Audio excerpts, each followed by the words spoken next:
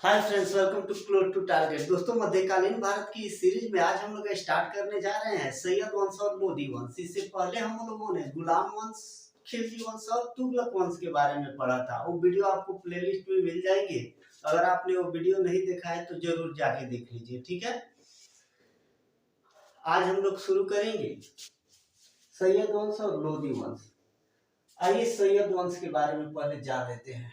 तो देखिए, थोड़ा बैकग्राउंड क्लियर करते हैं। तो देखिए, तुगलक वंश का जो अंतिम शासक था दौलत खां, उसको पराजित करके जो है खिज्र खां ने 1414 ईस्वी में तुगलक वंश की स्थापना की थी, ठीक है। तो आइए देखते हैं। हाँ, सॉरी, सैयद वंश के शासनकाल के बारे में देखा जाए तो 1414 से 1451 तक रहा है शासनकाल। बहुत ही अल्प शासनकाल। अगर पांचों वंश जो दिल्ली सल्तनत के हैं उनको देखा जाए तो सबसे अल्प शासन काल जो है इस सैयद वंश का रहा है। मात्र 37 साल इन लोगों का शासन रहा था और 4 शासक हुए थे, ठीक है। तो आइए पहले देख लेते हैं इसके जो है संस्थापक उनके बारे में। तो देखिए, स्रोत पहले देख लेते हैं। तो सैयद वंश का स्रोत मतलब सैयद वंश की जानकारी हमें कहां से मिलती है ये देख लेते हैं। तो तारीख मुबारक शाही जो अहमद सरहिंदी के द्वारा लिखा गया था, इसके द्वारा हमें सैयद वंश की जानकारी मिलती है, ठीक है। नेक्स्ट पॉइंट देखते हैं। सैयद वंश की स्थापना खिज्र खां ने 1414 ईस्वी में किया था। सैयद वंश की स्थापना जो है दौलत खां को पराजित करके खिज्र खां ने 1414 ईस्वी में किया था, ठीक है। खिज्र खां ने रैयत आला की उपाधि धारण की थी। देखिए, खिज्र खां जो थे वो खलीफा से सुल्तान पद की स्वीकृति नहीं ली थी। उन्होंने केवल रैयत एवं आला की उपाधि धारण की थी, ठीक है। नेक्स्ट पॉइंट देखते हैं। खिज्र खां तैमूर का सेनापति था। देखिए, खिज्र खां जो है 1398 ईस्वी में जो तैमूर का आक्रमण हुआ था तुगलक वंश के समय, ठीक है, उसके बाद से जो है तुगलक वंश का लगभग समाप्ति माना जाता है। उसके बाद जो है खिज्र खां का सेनापति, खिज्र खां जो तैमूर का सेनापति था, इसको जो है मुल्तान, लाहौर और दीपालपुर का शासक नियुक्त कर दिया था भारत से जाते समय तैमूर ने, ठीक है। उसके बाद देखिए, मैंने यही पॉइंट लिखा हुआ है।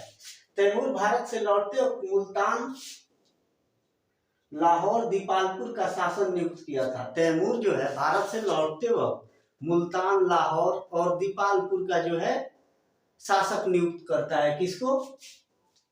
खिज्र खां को, ठीक है। उसके बाद देखिए, खिज्र खां नियमित रूप से शाहरुख जो तैमूर का पुत्र था को कर भेजता था। देखिए, खिज्र खां जो है तैमूर का पुत्र शाहरुख जो था, जो मध्य एशिया में शासन कर रहा था, उसको कर भेजता था, ठीक है। उसके बाद इसकी मृत्यु जो है 1421 में हो गई थी, ठीक है। तो खिज्र खां की मृत्यु जो है 1421 में हो गई थी। उसके बाद उसका पुत्र जो है मुबारक शाह शासक बने थे, जिनका शासन का 1421 से 1434 तक है। तो देखिए, याहिद बिन अहमद सरहिंदी जो तारीख मुबारक शाही के लेखक थे, उनको जो है मुबारक शाह का संरक्षण प्राप्त हुआ था, ठीक है। उसके बाद नेक्स्ट पॉइंट देख लेते हैं। मुबारकाबाद की स्थापना की थी। तो मुबारक शाह जो है मुबारकाबाद की स्थापना की थी और एक क्वेश्चन पूछा जाता है, इसको ध्यान में रखिएगा, आसानी से याद रख सकते हैं। मुबारक शाह जो है मुबारक शाह जो है मुबारकाबाद की स्थापना की थी, ठीक है। और इसके अंतिम शासक जो थे अलाउद्दीन आलम शाह थे। इसके अंतिम शासक कौन थे? अलाउद्दीन आलम शाह थे। तो देखिए, दिल्ली सल्तनत के पांचों राजवंशों में से सबसे अल्प शासन काल जो है वो सैयद वंश का रहा था, जो 1414 से 1451 तक रहा था। ये देख ले तो 37 साल तक ही उन लोगों का शासन काल रहा था। तो देखिए, सैयद वंश से लगभग जो क्वेश्चन पूछे जाते हैं, 2-3 क्वेश्चन, सबसे पहले तो संस्थापक पूछ देगा, उसके बाद ये उपाधि के बारे में पूछ देता है कि खिज्र खान ने कौन सी उपाधि धारण की थी, तो रैयत आला की उपाधि धारण की थी, ठीक है।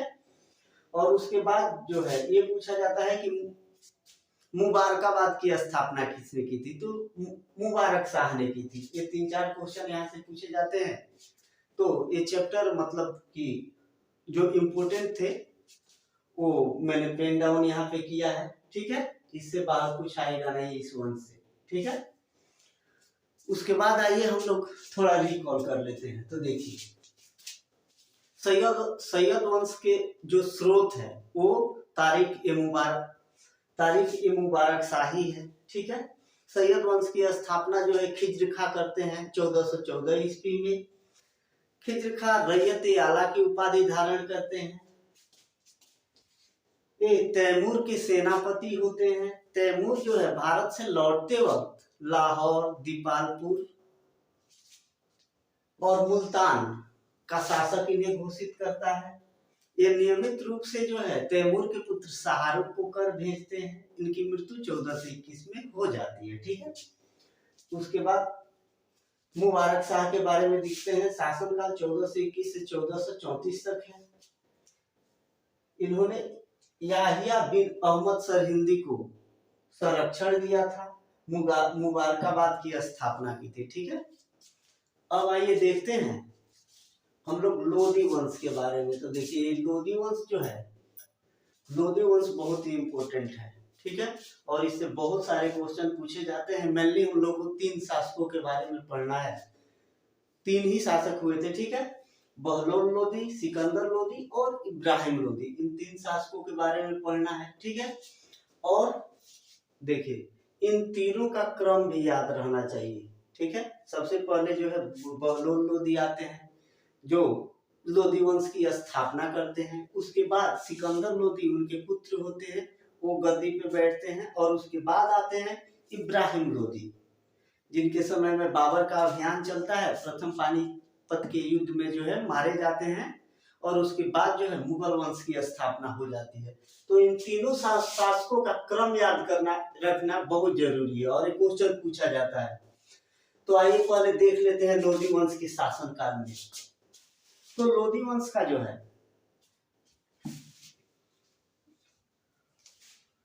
सैयद वंश के अंतिम शासक जो है अलाउद्दीन आलम शाह को पराजित कर जो है बहलोल लोदी ने लोदी वंश की स्थापना की थी, ठीक है। जिनका शासनकाल जो है 1451 से 1526 तक माना जाता है, ठीक है। उसके बाद आइए देख लेते हैं बहलोल लोदी के बारे में। तो देखिए बहलोल लोदी जिनका शासनकाल 1451 से 1489 तक था। और ये देखा जाए जो है इनका शासनकाल पूरे मतलब सल्तनत काल के शासकों में सबसे ज्यादा रहा था, ठीक है। ये ध्यान में रखिएगा। आइए इनसे रिलेटेड पॉइंट देख लेते हैं। तो देखिए लोदी वंश की स्थापना बहलोल लोदी ने की थी। लोदी वंश की स्थापना जो है बहलोल लोदी ने की थी। उसके बाद देखिए दिल्ली पर प्रथम अफगान राज्य की स्थापना का श्रेय बहलोल लोदी को दिया जाता है। जैसे हम लोगों ने पिछले वीडियो में पढ़ा था कि जो भी शासक आए थे गुलाम वंश के, खिलजी वंश के और तुगलक वंश के, वो तुर्क थे और नहीं तो अलबरी तुर्क थे। लेकिन ये जो था लोदी, बहलोल लोदी, ये अफगान का था, ठीक है, अफगान का था। तो ये क्वेश्चन पूछा जाता है कि वह दिल्ली का कौन सा शासक है जो अफगान से है, अफगान का था, अफगान मूल का था। तो उसमें आपको गुलाम वंश और तुगलक वंश आदि शासकों के नाम दिए जाएंगे और एक नाम रहेगा बहलोल लोदी का, ठीक है। तो बहलोल लोदी जो है राइट आंसर होगा, क्योंकि दिल्ली पर प्रथम अफगान राज्य की स्थापना जो है बहलोल लोदी द्वारा ही किया जाता है, ठीक है, दिल्ली सल्तनत पर। तो ये पॉइंट याद रखिएगा।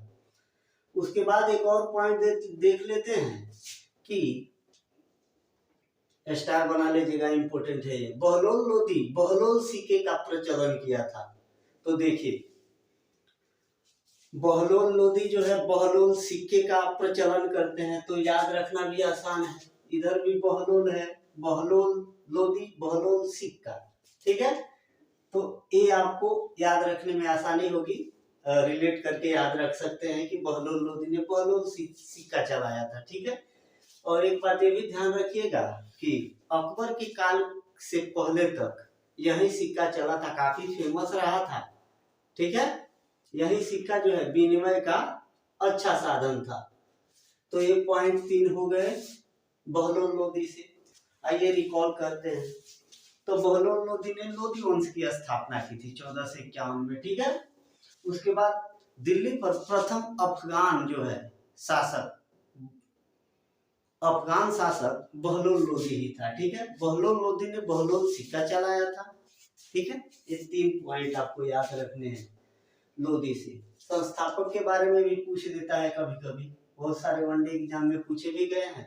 तो ये तीनों पॉइंट आप जो है याद रखिएगा। ठीक है। उसके बाद देख लेते हैं नेक्स्ट शासक के बारे में। तो देखिए, पिता की मृत्यु के बाद जो है 1489 ईस्वी में सिकंदर लोदी जो है अगला शासक बनते हैं। ठीक है। लोदी वंश के। तो इनसे रिलेटेड पॉइंट देख लेते हैं। 1504 में सिकंदर लोदी ने आगरा शहर की स्थापना की थी। देखिए, 1504 ईस्वी में जो है सिकंदर लोदी ने आगरा शहर की स्थापना की थी। और आगरा शहर की स्थापना क्यों की थी? क्योंकि वह राजस्थान के जो शासक थे उन पर नियंत्रण रखना चाहता था, नियंत्रण रखना चाहता है। और बाद में आगरा को जो है 1506 ईस्वी में राजधानी भी बनाता है। मेनली इसलिए क्योंकि वह जो है राजस्थान के शासकों पर नियंत्रण रखना चाहता था। ठीक है। तो ये पॉइंट हो गया। और एक क्वेश्चन भी पूछा गया है कि आगरा शहर की स्थापना किसने की थी? एक बार नहीं, 10 बार एक क्वेश्चन पूछा गया है बहुत सारे एग्जाम्स में। ठीक है। तो ये याद रखिएगा कि आगरा शहर की स्थापना जो है सिकंदर लोदी ने की थी, 1504 ईस्वी में की थी। ये डेट्स भी याद रखिएगा, कभी कभी ये डेट्स से भी को रिलेट करके क्वेश्चन पूछ देगा। ठीक है।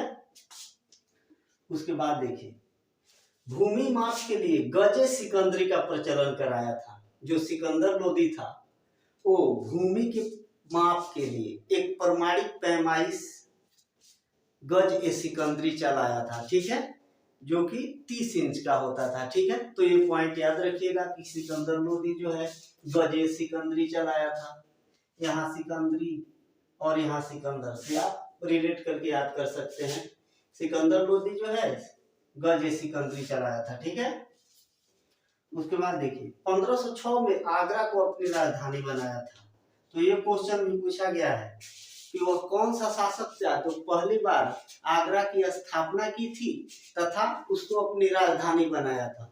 तो ठीक है, वो कौन था? सिकंदर लोदी था। सिकंदर लोदी जो है आगरा की स्थापना की थी 1504 ईस्वी में और 1506 ईस्वी में उसे अपनी राजधानी बनाया था, ताकि वह जो है राजस्थान के शासकों को नियंत्रित कर सके। ठीक है। उसके बाद नेक्स्ट पॉइंट देखते हैं। गुलरुखी शीर्षक से फारसी कविताएं लिखता था। जैसे कि गुलरुखी शीर्षक बोले तो उपनाम जो है, सिकंदर लोदी अपना उपनाम गुलरुखी से फारसी कविताएं लिखता था। तो ये भी क्वेश्चन पूछा गया है कि वह कौन सा शासक था जो गुलरुखी शीर्षक से कविताएं लिखता था।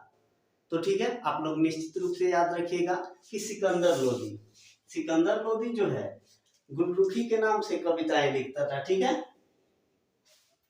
उसके बाद नेक्स्ट पॉइंट देखते हैं। मुसलमानों को तजिया निकालने तथा स्त्रियों को संतों एवं पीरों के पास जाने पर रोक लगा दिया था। मुसलमानों को जो है तजिया निकालने, जो तजिया आजकल निकाला जाता है, उस पे रोक लगाया था। और मुस्लिम स्त्रियों को जो है वो पीरों और संतों के पास जाने पर भी रोक लगा दिया था सिकंदर लोदी ने। ठीक है। और एक पॉइंट और याद रखिएगा इनसे कि अनाज के ऊपर से कर को समाप्त कर दिया था। सिकंदर लोदी जो है अनाज के ऊपर से कर को जो है समाप्त किया था। ठीक है। तो ये पॉइंट निश्चित रूप से आप याद रखिएगा। ये क्वेश्चन पूछा गया है कि वह कौन सा सुल्तान था जो अनाज के ऊपर से कर को समाप्त कर दिया था। तो सिकंदर लोदी था, जिसने अनाज के ऊपर से कर को समाप्त किया था। ठीक है, अब देख लेते हैं नेक्स्ट शासक के बारे में, इब्राहिम लोदी। ठीक है, जिनका शासनकाल, और हाँ 1517 ईस्वी में जो है गले की बीमारी के कारण सिकंदर लोदी की मृत्यु हो जाती है। उसके बाद नेक्स्ट शासक होता है इब्राहिम लोदी, जो सिकंदर लोदी का पुत्र होता है। ठीक है, जिनका शासनकाल जो है थोड़ा अल्प रहता है। इन दोनों से तुलना करें तो 1517 से 1526 तक। ठीक है, 1526 में जो है बाबर का अभियान चलता है और इब्राहिम लोदी को पराजित करके जो है मुगल वंश की नींव रखता है। ठीक है, तो शासनकाल इनका थोड़ा अल्प है। तो आइए देख लेते हैं इनसे रिलेटेड कुछ पॉइंट। तो देखिए, प्रथम सुल्तान जो हिंदुओं का पर्व होली में भी भाग लेता था, ऐसा बोल सकते हैं कि इब्राहिम लोदी जो है सहिष्णु था। ठीक है, उसने जो है मुसलमानों का ही नहीं हिंदुओं के पर्व में भी भाग लिया था। ठीक है, आइए नेक्स्ट पॉइंट देखते हैं। तो महाराणा सांगा ने खातौली युद्ध में जो 1518 ईस्वी में हुआ था, इब्राहिम लोदी को पराजित किया था। तो देखिए, महाराणा सांगा जो है खातौली, जो इस समय कोटा में स्थित है, उस युद्ध में जो है 1518 ईस्वी में जो है इब्राहिम लोदी को पराजित किया था। एक क्वेश्चन पूछा गया है कि महाराणा सांगा ने जो है किस युद्ध में जो है इब्राहिम लोदी को पराजित किया था। वो खातौली का युद्ध था, और कब डेट भी याद रखिएगा, 1518 में ये युद्ध हुआ था। ठीक है, अब देख लेते हैं नेक्स्ट पॉइंट। तो दिल्ली में मोठ मस्जिद का निर्माण इसका वजीर मियां भोइया ने कराया था। तो दिल्ली में उपस्थित जो मोठ मस्जिद है उसका निर्माण जो है वो इब्राहिम लोदी का जो वजीर, मतलब कि जो प्रधानमंत्री था, उसने कराया था। तो ये पॉइंट जो है थोड़ा याद रखिएगा, पूछा जा सकता है, ये इम्पोर्टेंट है। उसके बाद नेक्स्ट पॉइंट देखते हैं। तो 21 अप्रैल 1526 में प्रथम पानीपत युद्ध में बाबर ने इब्राहिम लोदी को हरा दिया था। अब देखिए, 21 अप्रैल 1526 को जो है बाबर का अभियान चलता है, जिसे प्रथम पानीपत का युद्ध भी बोलते हैं हम लोग। ठीक है, उसमें जो है बाबर ने इब्राहिम लोदी को हरा दिया था। ठीक है, इब्राहिम लोदी को हरा कर जो है मुगल वंश की स्थापना कर दी थी। ठीक है, तो ये पॉइंट आप लोग याद रखिएगा। ये भी पूछा जाता है कि प्रथम विश्व युद्ध कब हुआ था और किन के बीच में हुआ था। तो बाबर और इब्राहिम लोदी के बीच में हुआ था, जिसमें आप लोगों को देखने को मिलेगा कि तुगलमा युद्ध नीति का प्रयोग उसने किया था, और तो खाना का प्रयोग किया था बाबर ने।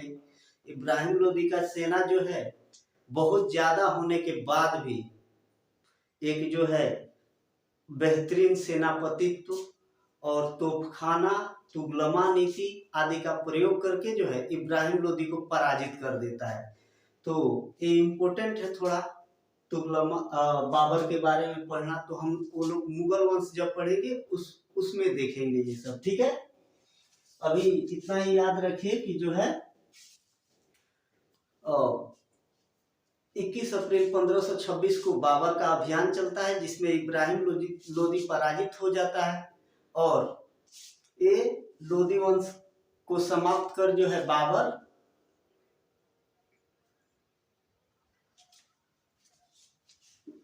मुगल वंश की स्थापना कर देता है। ठीक है, तो ये पॉइंट याद रखिएगा। उसके बाद नेक्स्ट पॉइंट देख लेते हैं। नियामत उल्ला के अनुसार युद्ध भूमि में मारा जाने वाला मध्यकालीन भारत का प्रथम सुल्तान था।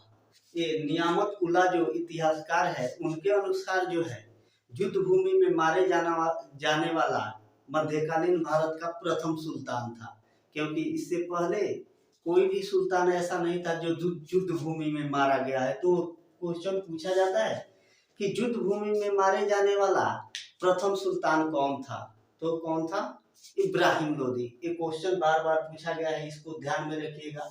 युद्ध भूमि में मारे जाने वाला प्रथम सुल्तान जो है कौन? इब्राहिम लोदी था। अब देखिए, फरिश्ता के अनुसार जो है वो अंत तक मतलब वीरता के साथ लड़ते रहा और बाद में सैनिकों के भांति मारा गया था। तो देखिए, एक फरिश्ता ने कहा था नियामतुल्लाह ने कहा था कि वो युद्ध भूमि में मारे जाने वाला प्रथम सुल्तान था। ठीक है, तो निश्चित रूप से पॉइंट याद रखिएगा। आइए एक बार रिकॉल करते हैं। तो देखिए सिकंदर लोदी को देख लेते हैं। तो 1504 ईस्वी में जो है आगरा की स्थापना करता है, आगरा शहर की स्थापना करता है। भूमि माप के लिए गजे सिकंदरी एक पैमाना चलाता है। 1506 ईस्वी में जो है आगरा को अपनी राजधानी बनाता है। गुल्लुकी उपनाम से जो है कविताएं लिखता है। मुसलमानों को तजिया पर रोक लगा देता है और मुस्लिम औरतों को संतों तथा पीरों के पास जाने पर रोक लगा देता है। और अंत में है अनाज के ऊपर से कर को समाप्त करता है। उसके बाद अंतिम शासक इसके होते हैं इब्राहिम लोदी, जिनका शासनकाल जो है 1517 से 1526 तक रहता है।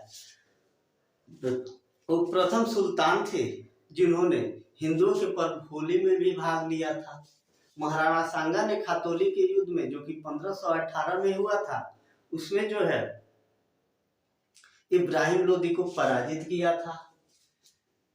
उसके बाद देख लेते हैं दिल्ली में मोठ मस्जिद का निर्माण इसके प्रधानमंत्री मियां भोइया ने कराया था। 21 अप्रैल 1526 को पानीपत के प्रथम युद्ध में जो है बाबर द्वारा इन्हें इब्राहिम लोदी को हरा दिया जाता है और मुगल वंश की स्थापना कर दिया जाता है और युद्ध भूमि में मारे जाने वाला प्रथम सुल्तान था। तो दोस्तों ये रहा आज का वीडियो। ठीक है, आपको कैसा लगा एक कमेंट बॉक्स में जरूर बताइएगा। और नेक्स्ट वीडियो में हम लोग देखेंगे संतलत कालीन शासन व्यवस्था